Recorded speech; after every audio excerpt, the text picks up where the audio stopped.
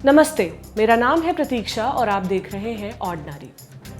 महिलाओं के जीवन में होने वाली हर घटना को उनकी अस्मिता, मान सम्मान और समाज से जोड़कर देखा जाता है। अगर किसी पुरुष का रेप हो तो वो उसे चोट पहुंचाएगा, लेकिन महिला का रेप होना उसके परिवार और समाज की इज्जत पर कीचड़ उछाल देता है। क्यों? क्योंकि महिलाओं को समाज की तथाकथित इज्जत संभालने की जिम्मेदारी दे दी गई है। कोई भी युद्ध हो, महज उसको जीतना काफी नहीं होता। इसलिए युद्ध में महिलाओं पर अत्याचार कर पूरे समुदाय के मनोबल को तोड़ने और उन्हें विक्षुब्ध करने की नीति बनाई जाती है। इतिहास के पन्नों को पलट कर देखें तो कोई भी दुर्घटना घटी हो, अंत में महिलाओं को निशाना बना उनके खिलाफ अत्याचार किया गया है। खैर, हम कहां बेकार के महिला मुद्दों में पड़ गए। काम की बात सुनिए। प्रधानमंत्री नरेंद्र मोदी की रवांडा यात्रा सुर्खियों में रही। मोदी भारत के पहले प्रधानमंत्री हैं जो अफ्रीका के छोटे से देश रवांडा की यात्रा पर गए। इसलिए रवांडा की बात करते हैं। भारत पाकिस्तान विभाजन में हुए नरसंहार की तरह रवांडा में एक सामुदायिक हिंसा ने नरसंहार का रूप ले लिया था। इस नरसंहार में 8 लाख से भी ज्यादा लोग मारे गए। ये घटना 1994 की है। 6 अप्रैल 1994 को रवांडा के राष्ट्रपति हबियारिमाना और देश बुरुंडी के राष्ट्रपति सिप्राइन नटार्यामिरा को ले जाने वाले प्लेन पर हमला हुआ। इस हमले में कोई भी जीवित नहीं बचा। राष्ट्रपति हुतू समुदाय के थे। लोगों को लगा कि राष्ट्रपति की हत्या जानबूझकर तुत्सी समुदाय के लोगों ने की है, जबकि अभी तक असली हमलावरों का कोई पता नहीं लग सका है। हमला होने के तुरंत बाद राष्ट्रपति के सुरक्षा बल, रवांडा की आर्मी और हुतू समुदाय के 2 दलों ने तुत्सी लोगों को मारना शुरू कर दिया। इसमें रवांडा के तत्कालिक प्रधानमंत्री अगाथे विलिंगिमाना भी शामिल थे। 7 अप्रैल को प्रधानमंत्री और उनके सुरक्षा दल को सरेआम मार दिया गया। जिस तरह भारत में अंग्रेजों का राज रहा है, उसी तरह रवांडा में बेल्जियंस ने राज किया है। इस दौरान बेल्जियम ने वहां के तुत्सी समुदाय को लाभ पहुंचाने का प्रयास किया। तुत्सी समुदाय रवांडा में अल्पसंख्यक है। रवांडा का बहुसंख्यक समुदाय हुतू इस बात से नाराज रहा और इस घटना ने वहां हमेशा के लिए दोनों समुदायों में तनाव पैदा कर दिया। इस तनाव ने 1994 में हुई सामुदायिक हिंसा को बढ़ावा दिया। अब हमें महिलाओं पर लौटना पड़ेगा, क्योंकि हर हिंसात्मक कार्रवाई महिलाओं की योनि पर जाकर ही पूरी होती है। रवांडा नरसंहार में भी महिलाओं के खिलाफ अनगिनत यौन अपराध हुए। तुत्सी समुदाय का होना पाप हो गया। तुत्सी समुदाय की महिलाओं का रेप किया गया, उन्हें सेक्स गुलाम बनाया गया।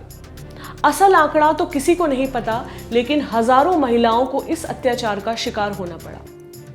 महिलाओं का गैंग रेप किया गया।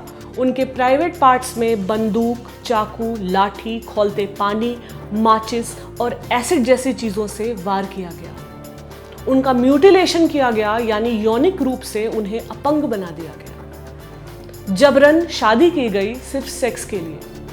आर्मी और हुतू सेना की बात न मानने पर उन्हें जान से मारने की धमकी दी गई। ये सभी घटनाएं ह्यूमन राइट्स वॉच अफ्रीका द्वारा 1996 में किए गए सर्वे में सामने आई। घर के आदमियों को मारने, उनके घर को लूटने के बाद महिलाओं का रेप किया गया। कई महिलाओं को रेप के तुरंत बाद मार दिया गया। कई चेक पॉइंट्स और कैंप्स में जहां लोगों को मारा जा रहा था, वहां महिलाओं को सेक्स के लिए इस्तेमाल किया जा रहा था। जिन महिलाओं से शादी की गई, उनमें से बहुतों को नरसंहार खत्म होते ही छोड़ दिया गया। नरसंहार में अधिकतर तुत्सी लोगों को निशाना बनाया गया, लेकिन जब महिलाओं पर अत्याचार की बात आई तो कोई भेदभाव नहीं रखा गया।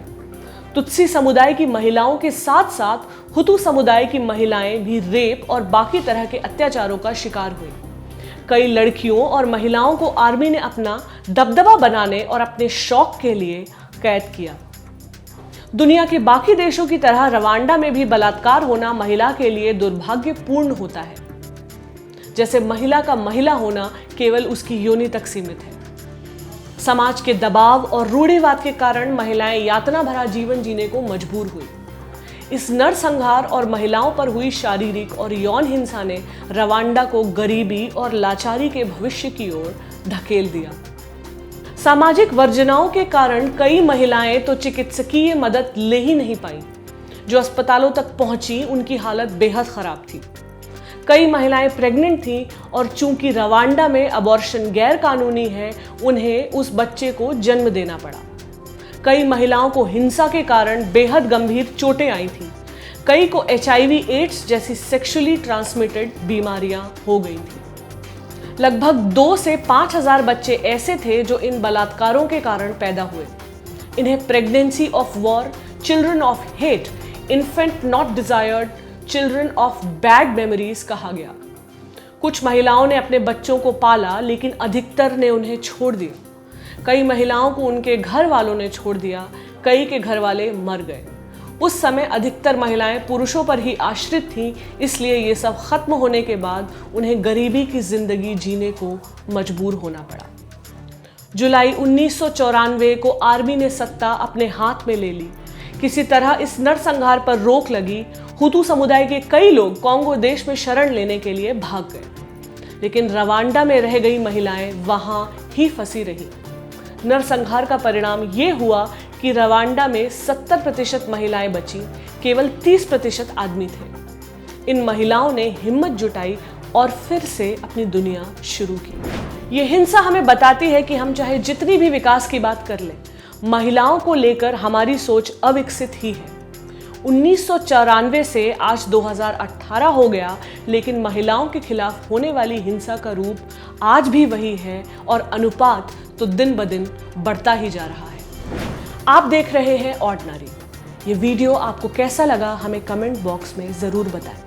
अगर आप ये वीडियो फेसबुक पर देख रहे हैं तो हमारा फेसबुक पेज ऑर्डिनरी लाइक करें, और अगर YouTube पर देख रहे हैं तो हमारे YouTube चैनल ऑर्डिनरी को सब्सक्राइब करें। साथ ही साथ बेल आइकन को प्रेस कर दें ताकि हमारा हर वीडियो आपको समय पर मिलता रहे। शुक्रिया।